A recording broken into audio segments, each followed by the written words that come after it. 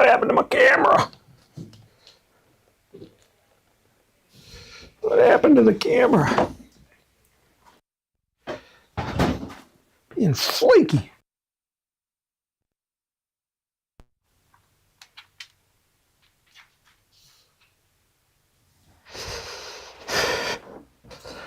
Stupid camera.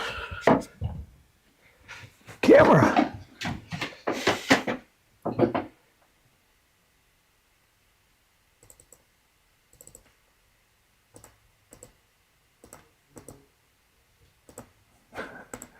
There we go. And we're live after some technical difficulties. We are here. For some reason, the camera turned itself off. But we are here and we're live. I got a flaky cord over there. And I had to pull out, I had to replug it back in because it was being flaky. Today is January 31st. It's the last day of January. Well, look at that. We had a good bit of snow yesterday, but it's melting off really fast today. And I got to tell you, we're going to launch tomorrow. I'm so excited because it's kind of like, I think, my first time for launching in a long time because we've just been having winter weather and it's supposed to be nice. So this is RockSim Live. We're here to talk about RockSim and answer your questions about rocket design. We also talk about RockSim Pro and the launch visualizer because they're all kind of intermeshed. This is a live presentation, and so if you have a question, go ahead and put it into the chat right now because that's where I'm getting my questions from today. I do have a bunch of people in the house already. We have Stuart LaFond from Vermont, Carlos K. from Marietta, Georgia, and he says it's cloudy and damp there. And Jazzy Engineer MC from Jasmine, South Carolina. Stuart LaFond says, my rocket fleet getting bigger by the day. 29 last count, low power to high power. Can't never have enough. I know that feeling. There's always another rocket to build. Carlos K. says, question number 1. We already got our first question. Will Apogee be at NARM 66 in Muncie, Indiana, and will you bring big kits so that we can drive home with them? My schedule is still up in the air on NARM. There's a lot going on this summer. So I got to watch what I do.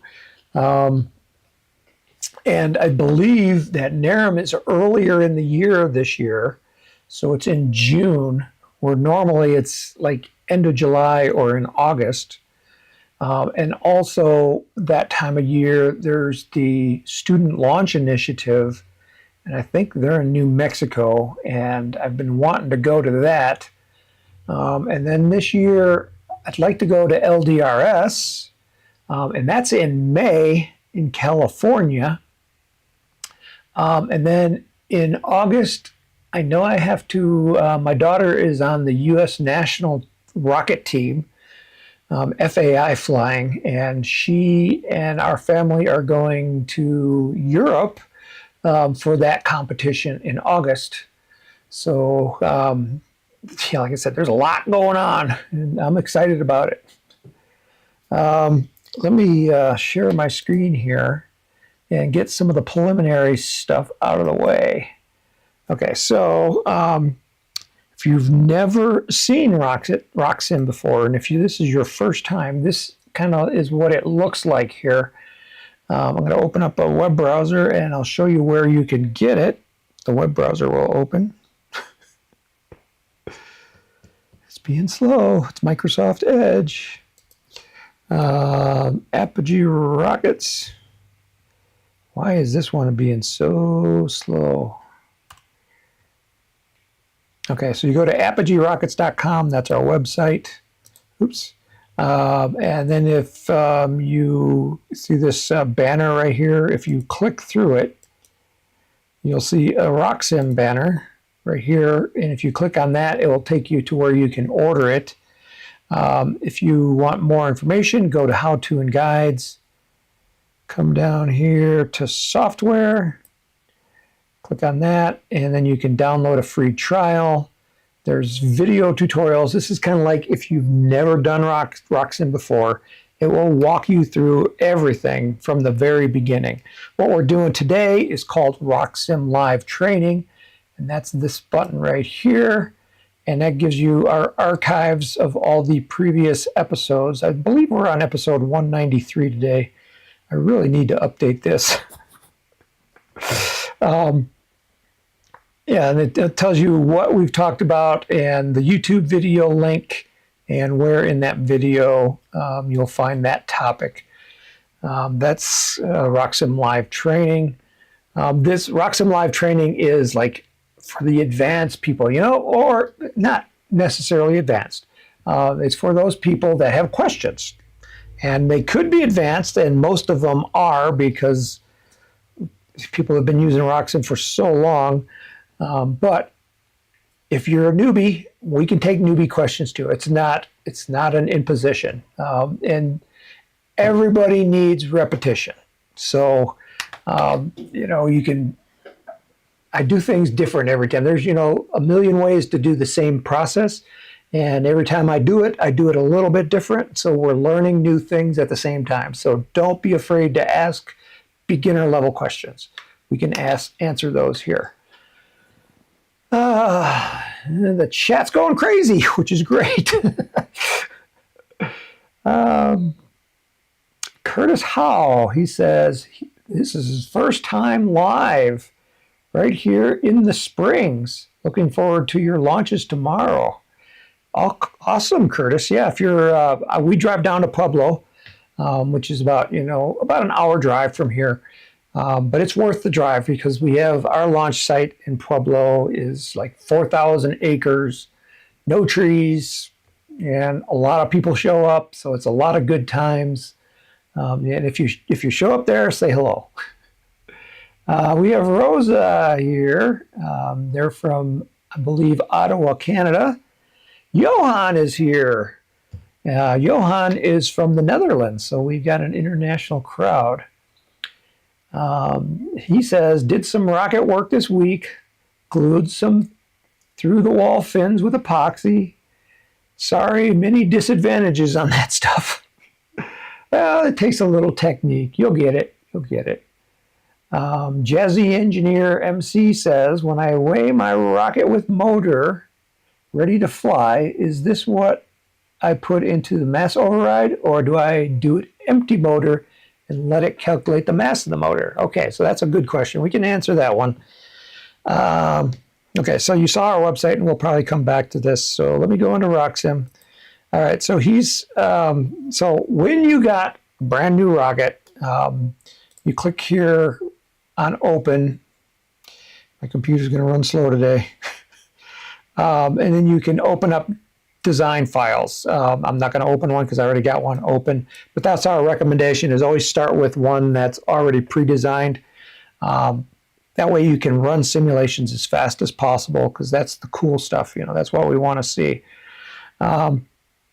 So right here, I'm just clicking and dragging, showing you this rocket. This rocket right here is the North Coast Rocketry Archer XL. And I have this one in the corner, and you're not going to see it. You're going to see little pieces of it as it goes by. We're going to fly this one tomorrow. This one came in this week, and we plan on getting it up on our website, and we'll announce it that it's ready on Tuesday. We have them in stock, but Tuesday is our official rocket release day. That's when we like to put out new stuff, because that's when our newsletter goes out.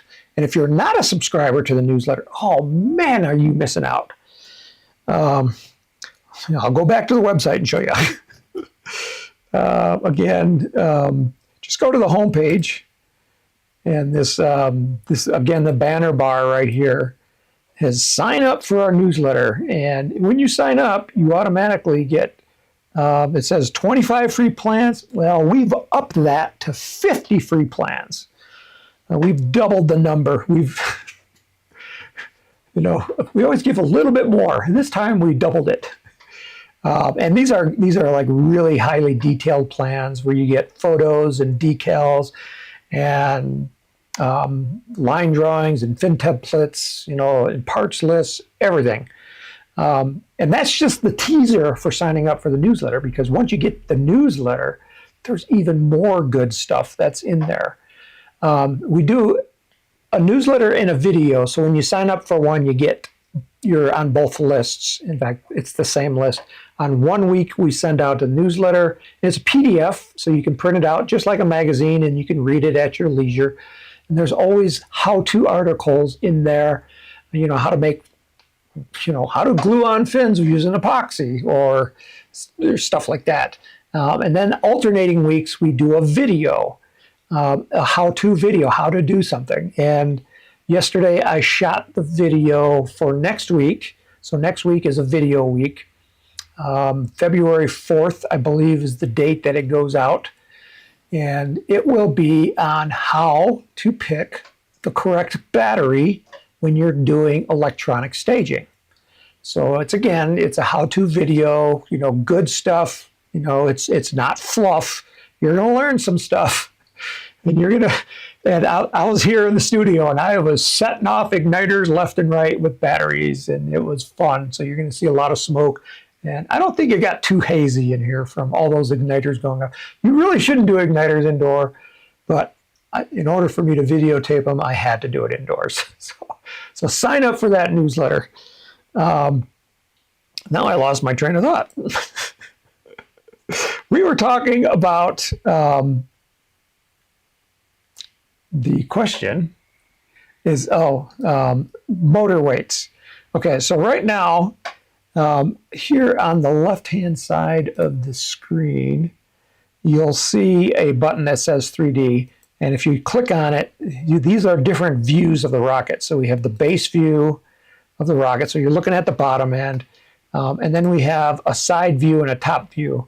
And for most rockets, the side view and the top view are going to be very same. And this one has 4 fins. So no matter we're looking at it from the top or the side, it's identical. Where this comes in handy is if you're doing something that has asymmetric fins, like a wing on an airplane, where the wings are on only one plane and not on the other plane. And so they look different. So your side view is definitely going to look different from your top view. When you're in one of the two-dimensional views, what you're going to see down here is some parameters of the rocket. So like right now, it lists this as a mass of 1,064.28 grams. And the question that Jazzy MC asked is, okay, so I want to do a mass override on my rocket. So basically, you built the rocket and you look at this mass and you say, my actual mass is different from the mass of the rocket in RockSim. How do I correct that? And the easiest way is to do what's called a mass override. So we're just going to add or subtract mass from the rocket, but we're going to just do it with a number. And to do that is right up here at the top of the screen. There's a mass override button. You just click on that. And then there's this little box that says, use the value shown below for all the simulations. So here's where we're going to enter our mass. And then here is going to be where we enter the center of gravity, because you have to specify both of those when you're changing something in the rocket. Because RockSim needs to know where that center of gravity is, because when it runs a simulation, as you know, the rocket always spins about the center of gravity. So when it takes off and a gust of wind hits it, it's going to start rotating, and it's going to rotate about that center of gravity. And we need to know where that center of gravity is. So that's why you have to enter both numbers. So one number is the mass, and the other number is the center of gravity. And you'll notice there's different parameters here. You have a sustainer, second booster, and first booster. So RockSim is set up for a 3-stage rocket. So if there's multiple, it's looking for 3 stages, but this rocket right here has only 1. So we're only going to use the top field right here. We're only going to use the sustainer. So then you measure your rocket, and you could say my rocket weighs empty without a motor in it 2,000 grams. That's too much. 1,100 grams instead of 1064. And then its center of gravity, instead of being at 38, you can see right here it says 38.65 inches, and that's this symbol right here. You might balance it on your finger, and it balances a little bit further back. So we need to enter the weight and the position where that weight goes. And the question is, do you measure the weight, or when you put in this center, this mass data right here, do you account for the rocket engine? And the answer is no. Do it empty weight with no motor in there. And I'll show you why. So we're going to enter 1,100 grams, and we're going to put this center of gravity at 40 inches. And then you're going to hit the tab key, and when you hit the tab key, watch where that center of gravity moves. Or did it already move? Oh, I didn't check the box here. So when I check the box, there it goes, then it moved. And then you'll notice right here, it says the selected stage mass is now 1,100 grams. And notice right here, it says user specified. This is the key that a lot of people will often miss. User specified means the user has changed it. RockSim did not calculate this number. The user inputted it into the design, and that's fine.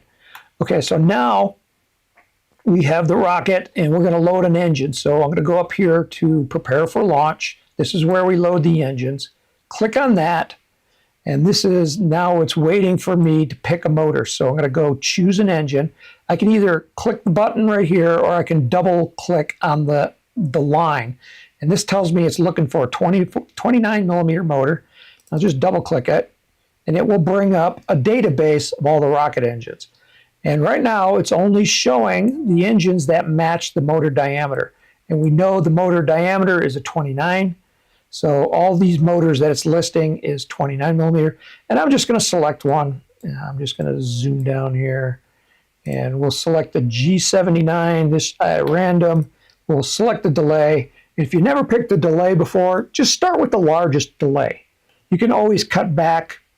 And if you choose a smaller one, don't worry. We can always move it forward. Don't worry about breaking anything. Okay, so we added the engine delay, and then we're going to click OK.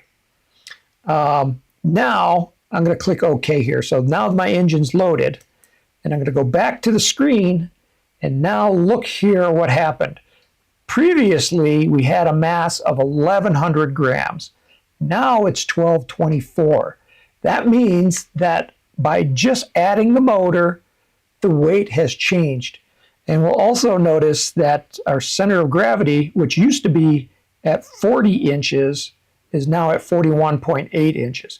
So by putting the motor in there, it moved the center of gravity back, and it added the weight, the extra weight of the rocket motor. So when you're using mass or mass overrides, do it as the empty weight. Just take your rocket as you built it, stick it on a scale, make sure there's no engine in it. Make sure the parachute's in there, but not the engine. Okay.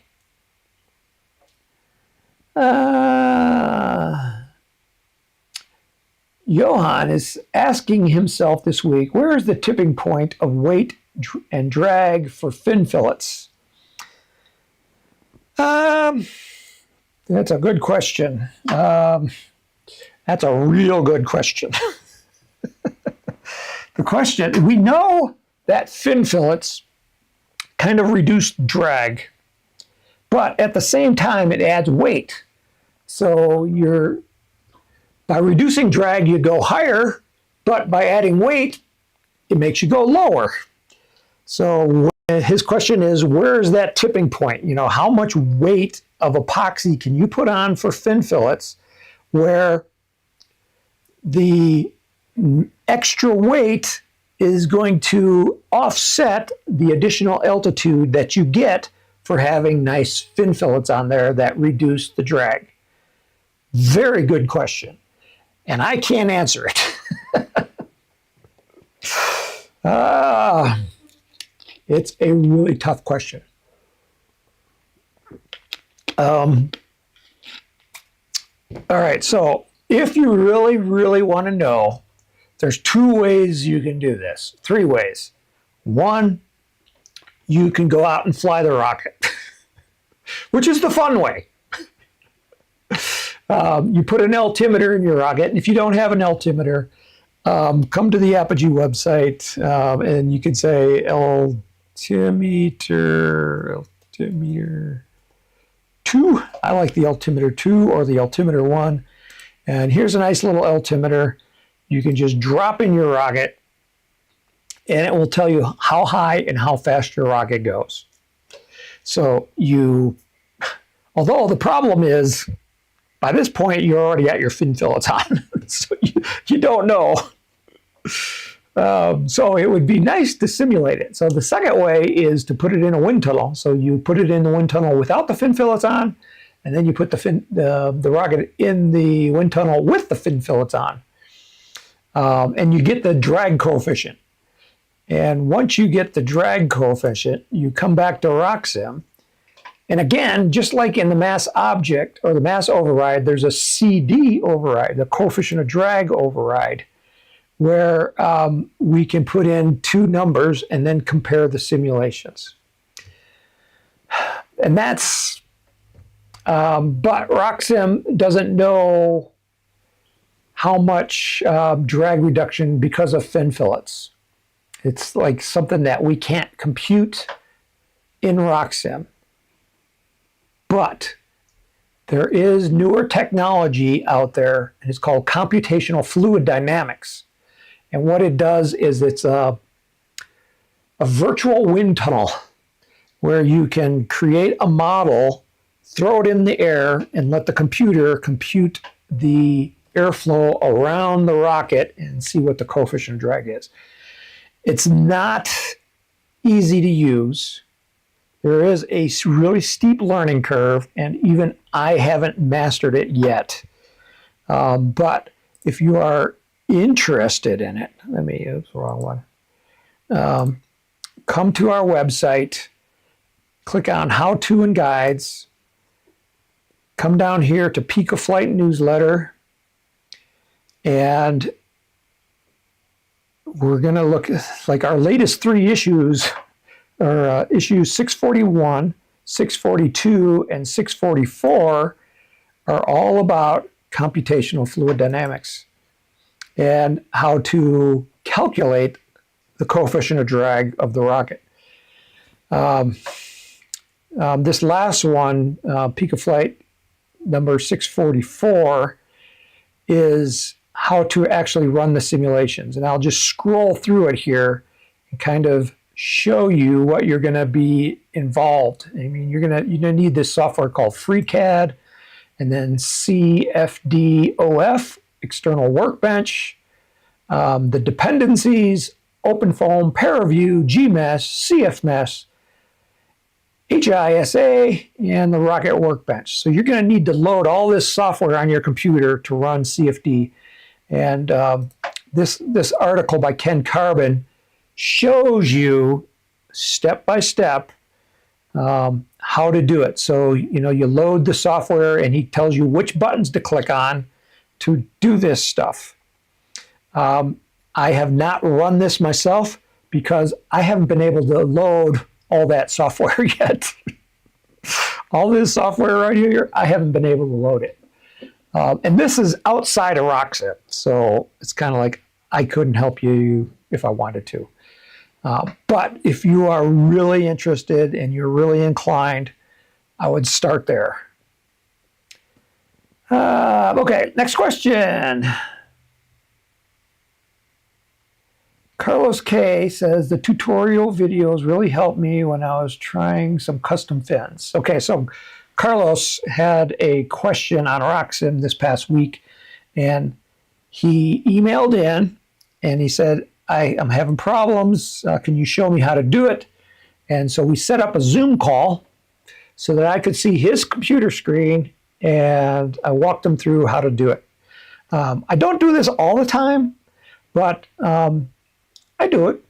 So if there's a really hot burning question, it's possible. I can't do it all the time, like I said, but for good customers, you know, if you're buying a lot.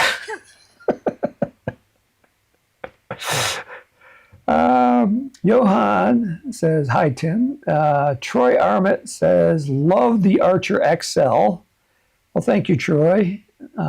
Jason Horstman says, hello, Tim. I finally flew my 5-motor cluster X-Wing fighter.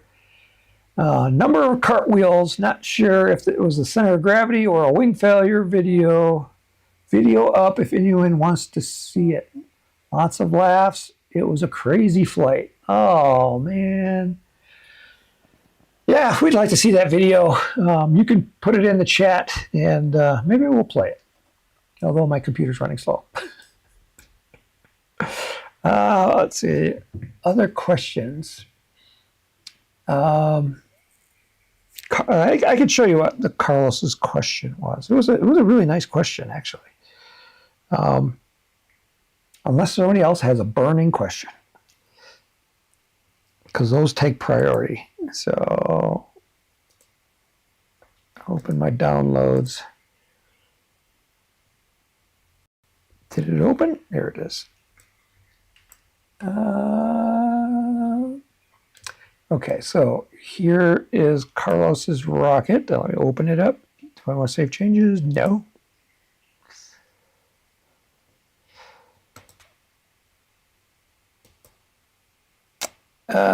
Okay, well, this was the final version. Okay, so his question was, this is a kit called the Ripley. I believe it's from Estes. And his question was, how do you put these fin tabs on the ends of the fins? And he had another question. Let's see if I can find the other one. His other question is, if you look at these fins, there is it's kind of a two-part base. So there's a plate that's glued to the tube, and then the vertical fins are stacked on top of it. And that was his first question that I never really answered. And my response was, you can do what I did here. If you look at it in 2D, looking at the base, and I'm looking at right here, you can see the fins are stacked on top of each other. So they overlap. And he wanted to know, how could I make these fins without there being an overlap? So I'll show you how to do that. That was a good question. And then the second question was, how do you make those fin tabs? And again, what I did was I stuck another fin out here, and you can see they overlap each other. And so only the very surface sticks out from the fin that's below it. So that is how I made those tabs that are on the ends of the fins.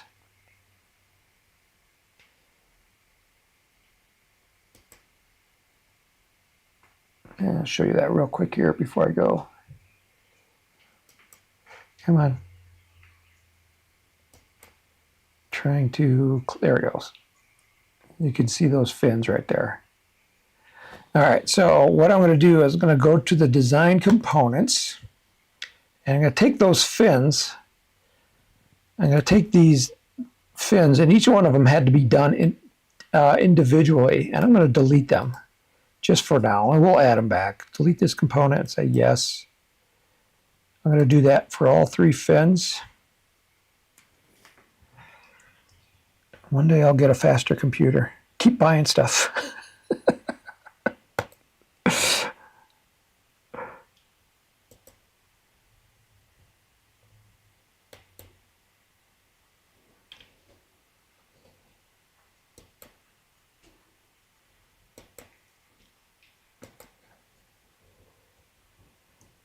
Really did delete this component? Say yes. Okay, so now we're back to the base rocket. And let me click off of here so that it activates this rocket. Come on. Okay, so now you can see we have, he calls them shorty fins. And they are short. And first I'm going to edit those. I'm going to make them a little bit wider so that we can see them. So I double click on it to open them up. This is the editor. I'm going to look at it in 2D. Okay, so here's the fins. And I want to make them wider. So that's the thickness right here. So I'm going to make them 1/4 inch wide. And if we look at it from the side view, okay, so now we can see they're nice and wide. And if we look at it in 3 dimensions, again, they're nice and wide. Oops. Yeah. Okay, so now we want to build other fins on top of these. Okay, so how do you do that? So if you just, come on, click OK.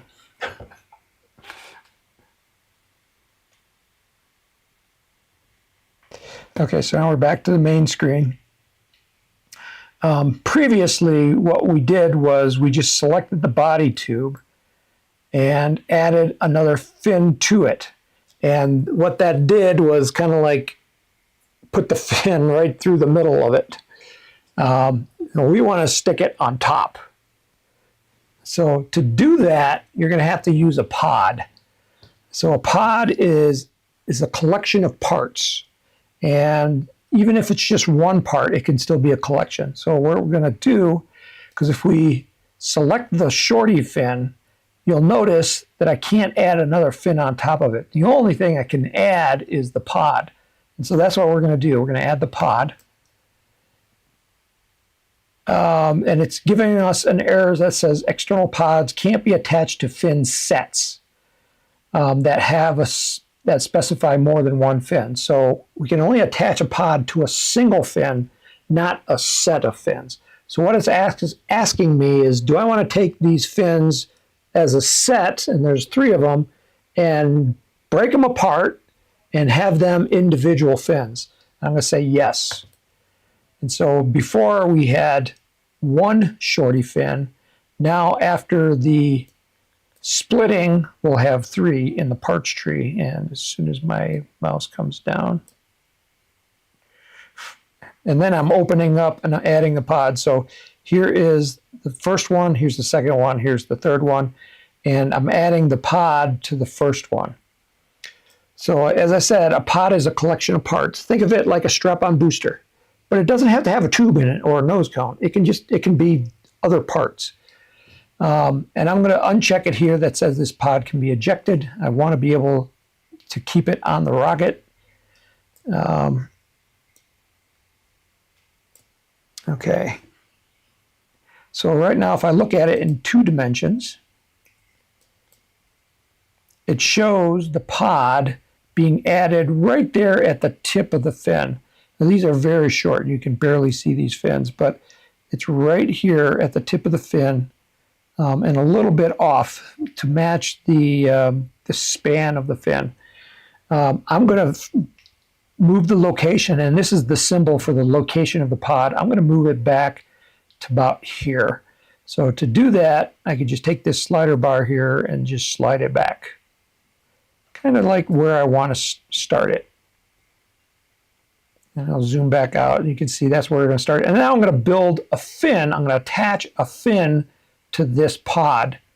So I'm going to click OK here.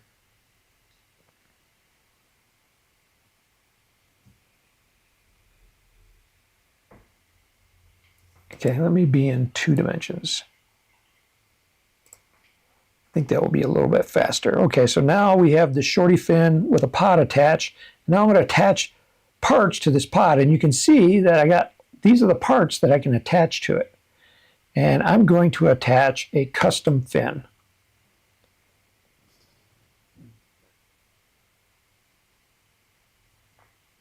Okay, so you can see it. Well, can't see that. But the first thing it does is it looks in the database for, do I want to select a fin from inside there? I'm going to say no. So I'm going to create a fin set here. And let's specify this as balsa wood. And a thickness, let's make it 1/8 of an inch. And see, right now, it's right here. It's this blue line. That's a fin set. And right now, we'll start adding to that shape. So I'm going to go here to plan points. You can see it's really tiny. And it doesn't like my fin. This is the same thing that Carlos had, where it's really tiny. So you can zoom in. You can see the measurements here is 0.07 inches, 0.15 inches. And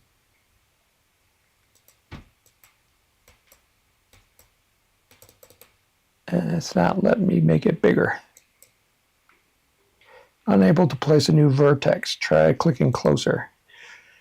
Yeah, it doesn't want to add a fin to this part. Let me see if I can force it. Let's go to the database. Choose from the database.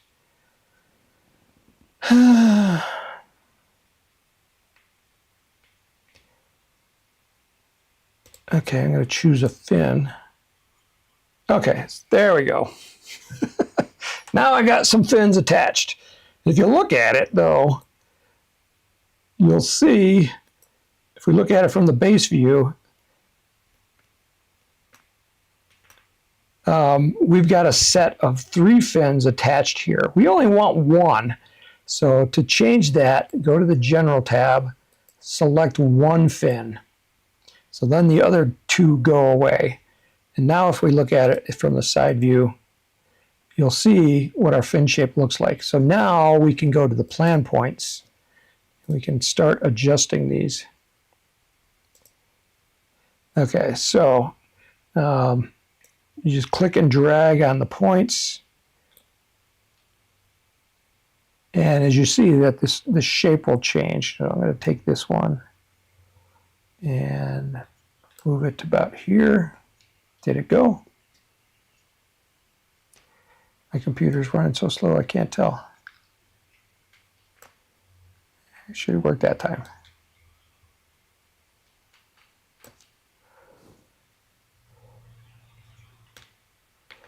It's going to take a little while to get the shape that I want.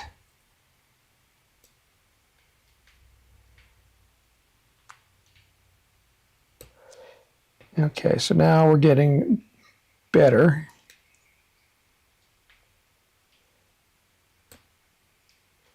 Still too long. Okay, so I want to go a little bit smaller than that. This is a small rocket. That point right here is the aft attachment point. So this might be like, I don't know what this is going to be. Getting closer. I think I went too far. So I can type in a number here as well. Let's go 2.45, tab. Okay, that's almost perfect. And then what you do is you manipulate these points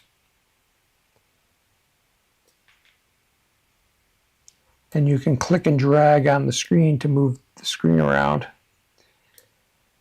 You know, if you want to make it bigger, you can use your scroll wheel. Zoom in, clicking and dragging. So now this fin shape, not quite what I want.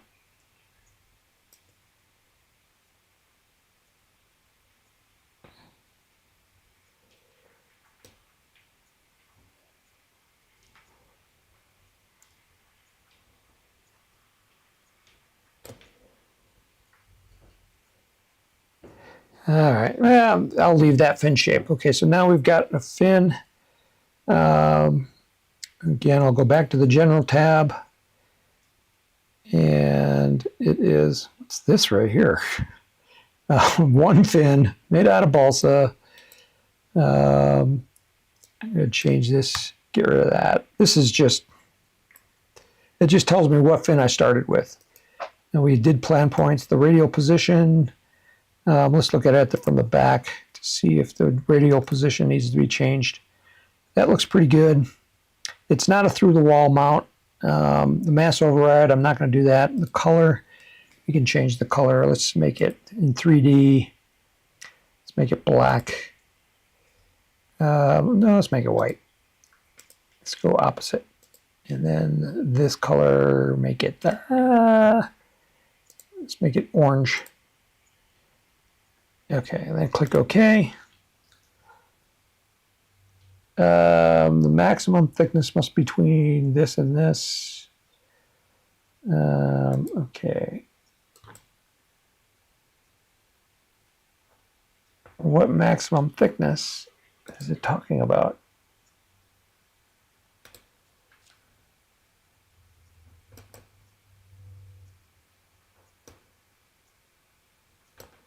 It won't let me save.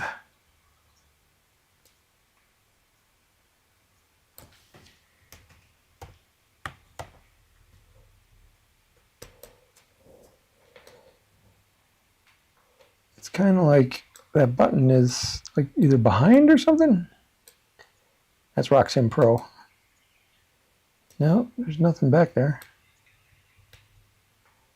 Why won't it let me save my fin? Let's save it to the database. Let's call it the Ripley or Estes. Ripley.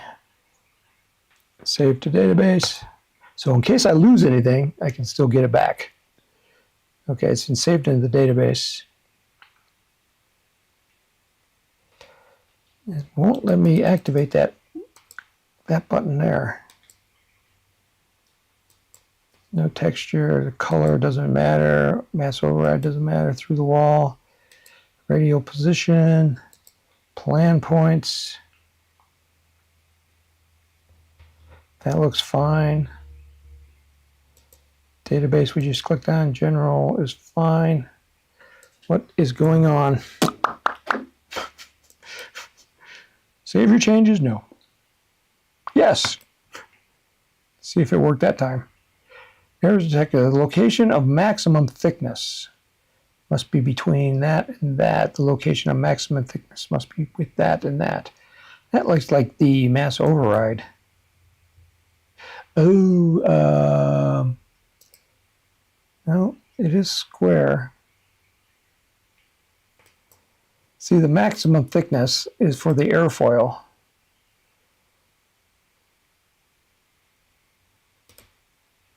And it's not even showing me the maximum thickness for the airfoil.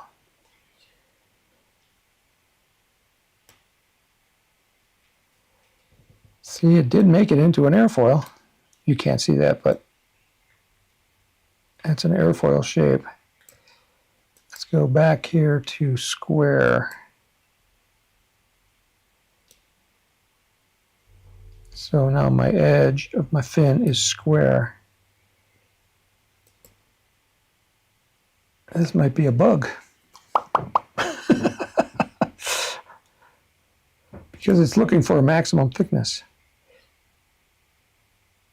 All right, let's see if I can save it. It's going to give me the same error.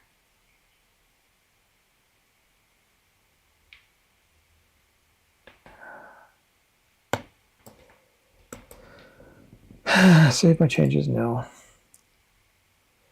Maybe it won't let me put the pod, a fin on a pod on a fin. I'll have to look into that, but that's the way we should be able to do it.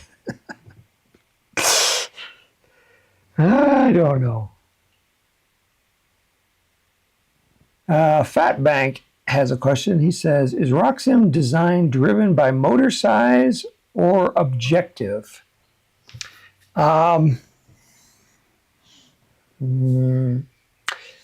No, RockSim isn't driven by anything. It's what you want it to do.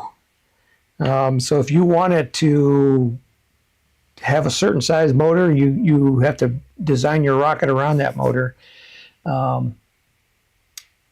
If you want a specific altitude, you'll have to make changes to your rocket to hit that altitude.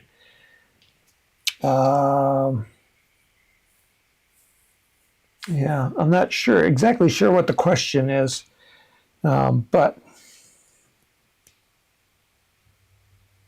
basically you design it how you want it, except for when you hit a bug and you can't design it how you want it.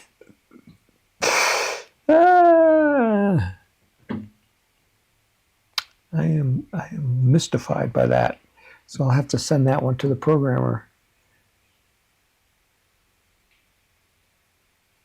Let me see if there's any questions I missed. There's not a lot of questions today. I thought there was going to be a bunch.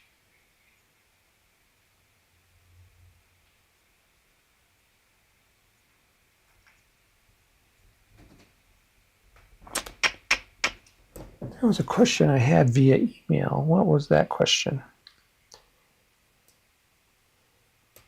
Oops. Email. Open up my email program here. See if I can see anything. See what that question was that came in.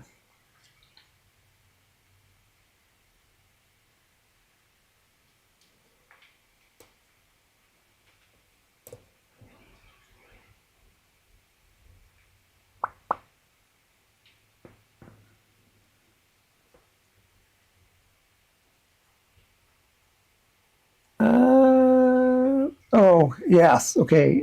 This was from Ron Fisher, and he asks, my question is, what criteria is used to determine if a rocket needs more than one motor? That's a good question. That's a good one that RockSim can show you the difference. Let me close some things. Maybe my computer will go faster. RockSim designs. Let me open a design that actually works.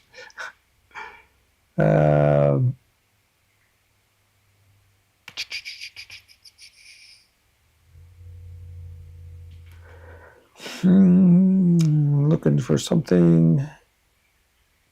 All right, we'll open up the Fat Man. If it's a small rocket. Changes? No. No, that's another rocket. That's, well, anyway, we could use that rocket. Okay, so this is a rocket, and it looks short and fat. When we look at it in 3D, you'll see that the fins are made as a box structure around the back end. Okay, but the question is, how can you tell if your rocket is underpowered? Okay, so we'll go to the flight simulation, and here's my rule of thumb. What we're looking for is, can we get the rocket to a minimum speed of 30 miles per hour right when it hits the end of the launch rod? So if the rocket does not reach that speed, we need more power. And there's two ways to get more power. One is to add more motors. So that's what he's talking about, making a cluster of motors. The second way is just to use a higher thrust motor. So let's run a simulation here. Choose an engine. So we'll choose an Estes C6 5. Click OK. And let's look at the flight events. It's going to deploy the parachute at the 5 seconds after motor burnout. Starting state, 36-inch launch rod going straight up. And we have a 4-mile-an-hour wind coming across the field. And when we launch it, we can get some basic numbers of the flight. So it's going to run the thing.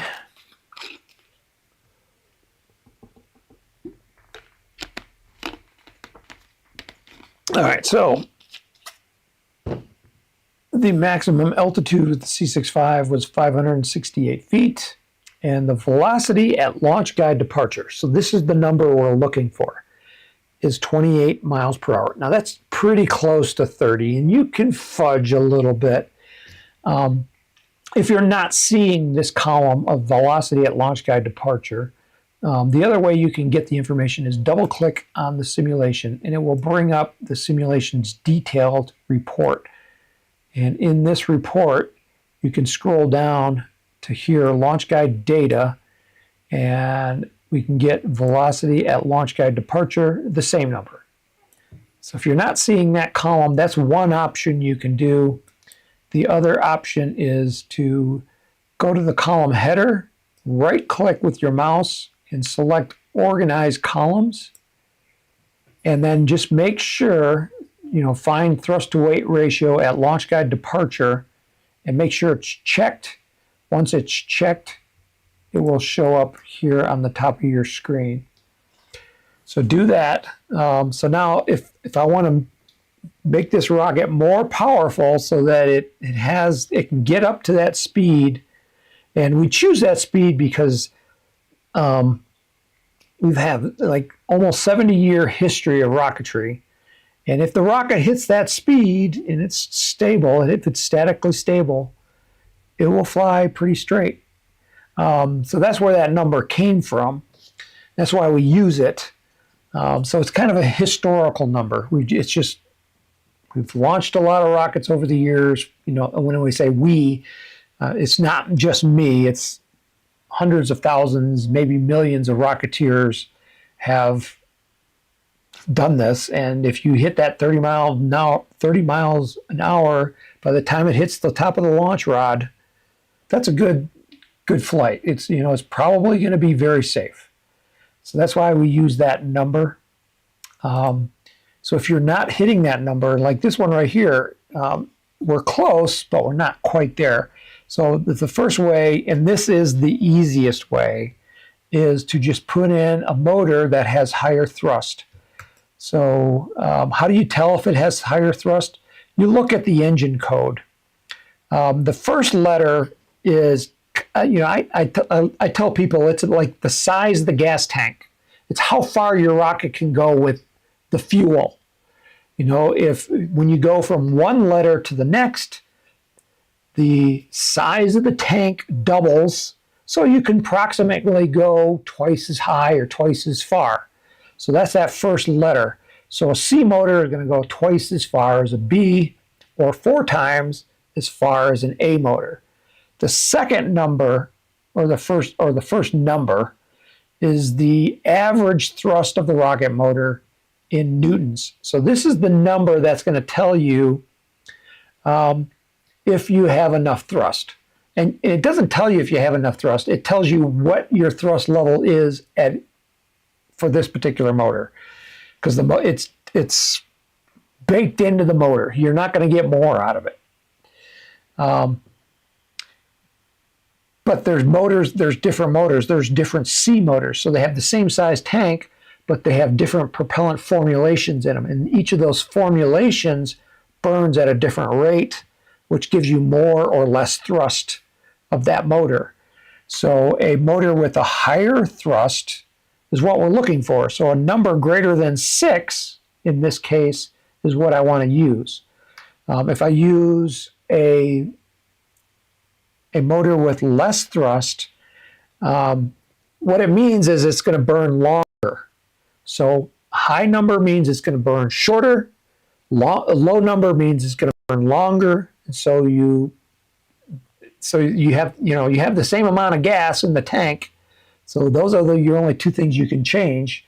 You can either burn it fast or burn it slow. We want a motor that's burning faster. So I'm gonna open up my engine list, and I'm gonna look for a C motor. So I'm gonna select engine code. I'm gonna sort it by engine code, and I'm gonna go to the C's, and now I'm gonna look for a number greater than 6. So we got a C5, a C3, a 2, an 18, a 12. So the Quest C12 is the next number that's greater than 6. So I'm going to choose that and choose the longest delay and click OK. And then we're going to launch. And so it's going to run the simulation.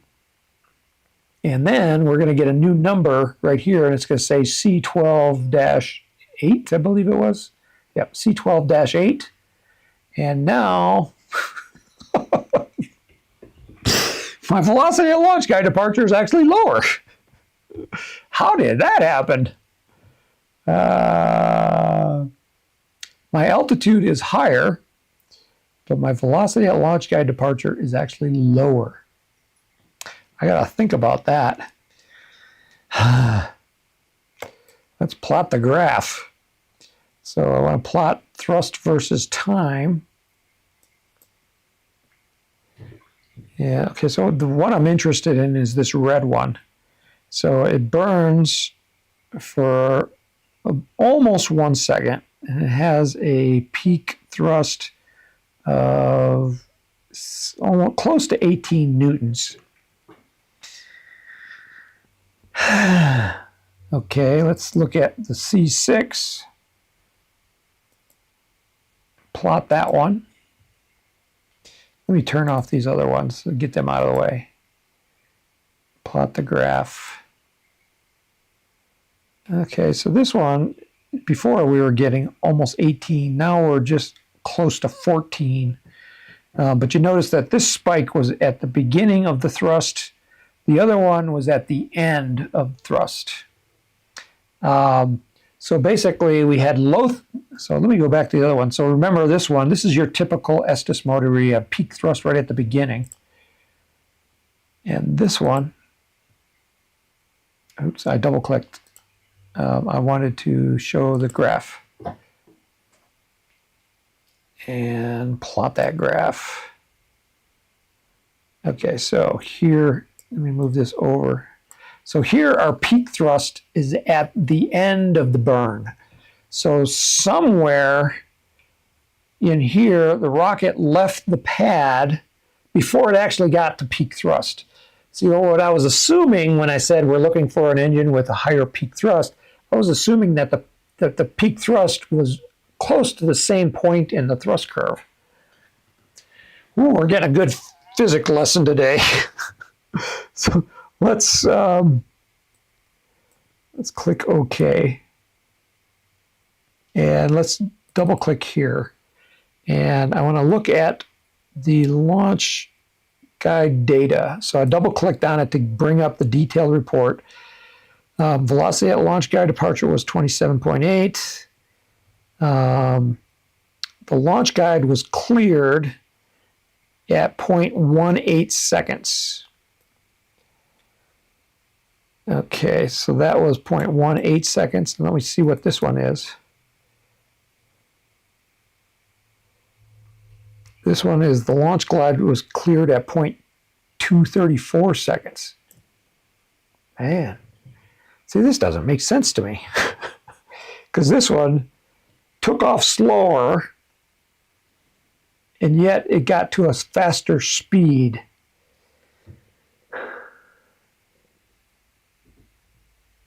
That doesn't, it doesn't seem to make sense. Physics, if everybody can figure that out, I'll give you a month of RockSim Pro. Oh, we're at 3 o'clock. So that's a good time to stop. Stop on a question I can't answer. Oh, all right. Well, I had fun.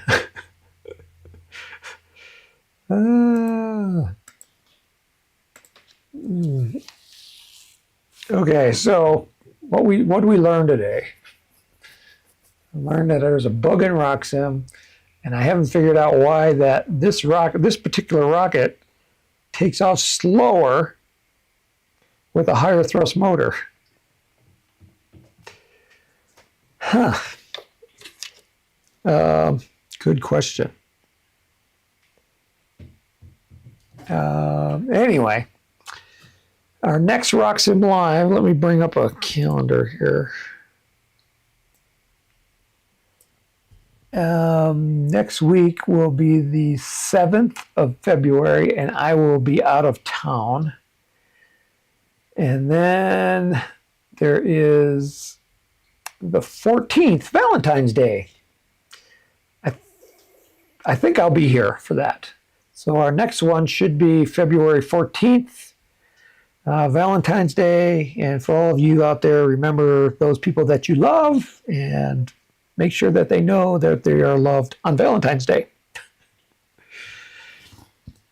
So we won't be back next week, but we will be in 2 weeks. Thank you for coming. I appreciate you being here. I'm going to be launching tomorrow, so I'm going to have a lot of fun. And Troy Armet says, fly your Archer XL with an H motor this weekend. And yes, we are. I believe it's an H motor. I think it is. I'm looking at the back. Does it have a motor in it? No, there's no motor in it right now. It's empty. We haven't put the motor in yet, but I think we're flying with an H. So yeah, this is the Archer kit, so you can see the whole thing. It's big. It's 4 inches in diameter and 5 feet tall. It's a re-release. So North Coast released it originally in, I think, 1990, I think. Don't quote me on that. And now they re-released it. It's got some upgrades to it, made out of different parts. And yeah, it should be fun. Nice straightforward kit, 29 millimeter motor mount. Okay, so thank you again for coming. I'll give you a countdown and then we'll launch and we'll be out of here. So in 5, 4, 3, 2, 1.